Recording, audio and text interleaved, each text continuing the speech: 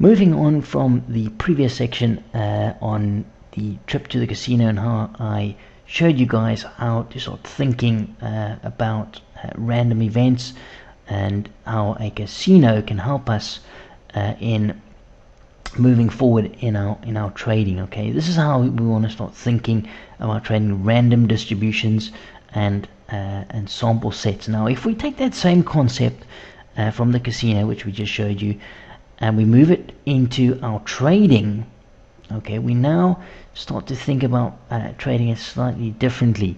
So in this section, we're going to look at trading in sample sizes, and I'm going to show you how the amateur trader thinks.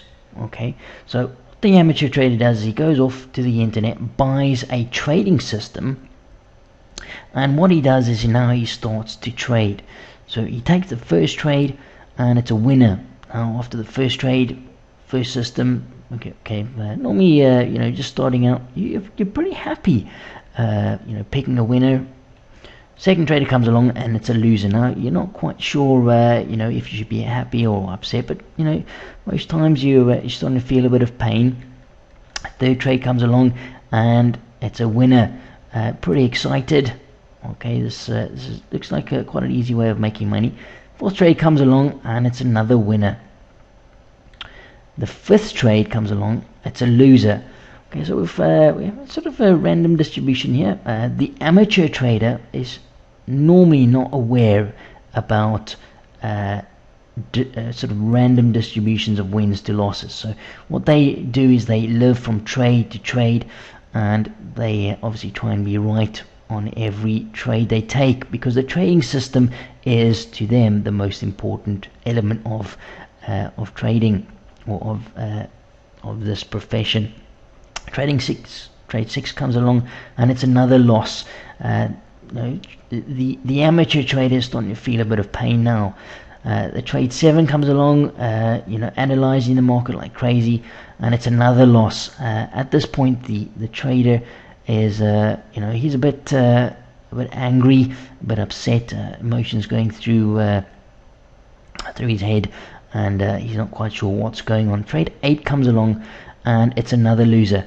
At this point, the trader is absolutely gutted. Okay, and it's at this point where he says, this system doesn't work, let me find something else.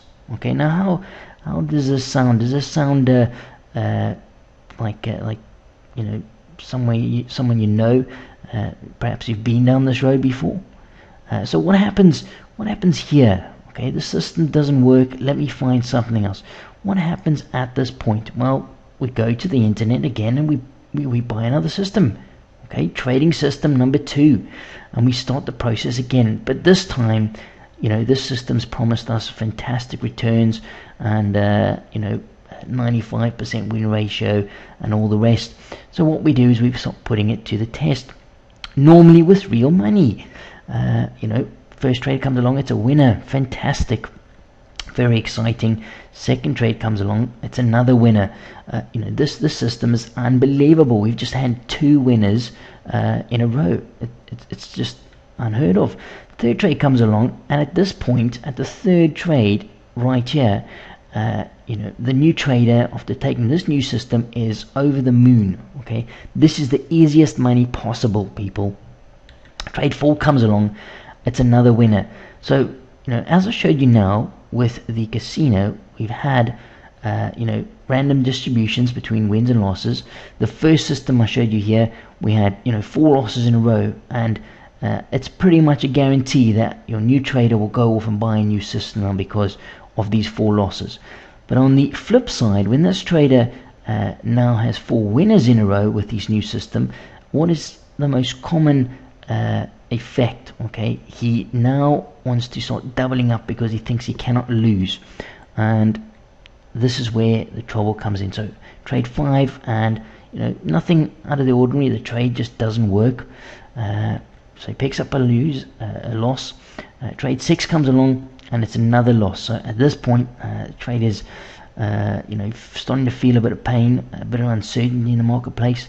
He's just had 4 winners in a row, and it's because of his fantastic system. It's because he he analyzed the market and he was right. Okay, now all of a sudden he's doing the same thing, but there's different elements in the marketplace, different people coming into the market, and now all of a sudden he's experienced 2 losses, which is nerve-wracking. Trade 3 comes along, or even trade 7, and it's another loss. And it's at this point the trader is really starting to feel the pain threshold. Okay, what does he do now? He starts to really analyze the market. This trading system, it was doing well, now all of a sudden it's not doing well. What's going on here? Trade 8 comes along, and he gets a signal, but what happens? He doesn't take the trade. Okay, I'm going to pass on this trade because the last 3 trades have lost. This one sets up, but I'm not going to take it because I know what's going to happen. It's going to lose. And what happens normally? It's a winner. Okay, and this is what really destroys a new trader. Okay, because he thought trading is all about analyzing the market, about being right, about his analysis being fantastic. He's had 4 great trades, okay, but these are just random distributions. There's no difference, as I showed you with the casino or flipping a coin, to this trading system. He's had 3 losses in a row. 4th trade comes along and he didn't put it on, and it was a winner, and this makes him really, really angry. Okay, so now the 9th trade comes along. He decides he's going to load the boat on this trade. Okay, put the risk up, max it out, trade as many lots as he possibly can. And what happens? He loses. Okay, and at this point he's absolutely destroyed, mentally, a mental wreck, as they call it. And it's at this point he says, the system doesn't work, let me find something else. And so the cycle goes on and on and on, and it's what we call in the gaming industry or professional gambling industry, it's called switching. Okay, if you don't have a strategy or a system in place that you can execute over and over and over and do the same thing without switching or changing the parameters, you're just not going to make it in this game. And this is exactly how an amateur trades, and why they battle so much. It's not the analysis, it's the way they think about trading. Okay, they're not thinking from a probabilistic mindset. Now let's move on and have a look at how the professional trader thinks. Okay, and this is how the professional trader approaches the market. They have a trading method, okay, that they've tested, developed, made it their own. And this is the important one. You've got to make it your own. You're never ever going to take a strategy. It doesn't matter how good a strategy is. It doesn't matter where it comes from. It doesn't matter what the developer or the trader that showed you the strategy, how good they are at trading it. You will never ever trade that method and get the same results. Okay, so it doesn't matter how good the strategy is performing for somebody else. I guarantee you will not get the same results. That is the hard fact of trading. Okay, a professional trader has developed a method that suits their personality. They've taken the time out to test it. Okay, and what they do is the same thing as we've just done at the casino. They start tracking their performance. So trade 1 comes along, it's a loss. Okay, there's no emotion involved. Trade 2 comes along, we put the trade on, it's a loss. Trade 3 comes along, we identify the edge, we put our stop in place, we know we want to take profits. What happens? There's no buyers or sellers at the level, okay, and we take another loss. There's no emotion in taking a loss because we understand the game of probabilities. Trade 4 comes along and we get a winner. Now we don't jump up and down, okay, there's no emotion attached to this. It's simply a game of probabilities, guys, and this is very, very important. Trade 5 comes along, it's a loss. Trade 6 comes along, and all we're doing here is we're identifying an edge, we're putting a stop in place, and we're putting a take profit, depending on how you define your objectives. Everyone's going to do things a little bit differently, and then the market does the rest for you. Okay, we don't get all upset or excited. You need to get rid of those emotions. Trade 6, trade 7, another winner. Trade 8, another winner. You can see we're not doubling up, we're not tripling the size, we're not taking excessive risk, we're not questioning our edge. Even after a string of losses here, 1, 2, 3 losses in a row, we're not questioning trade 4. Okay, we identify an edge and we take the trade. Trade 10 comes along, it's a loss. Trade 11, a loss. Trade 12. Do you think a professional trader has any thought about not taking the next trade? Okay, even though it's another loss, 4 losses in a row, it's a normal occurrence. Okay, random distribution between wins and losses. Trade 13 is a winner. Trade 14, a winner.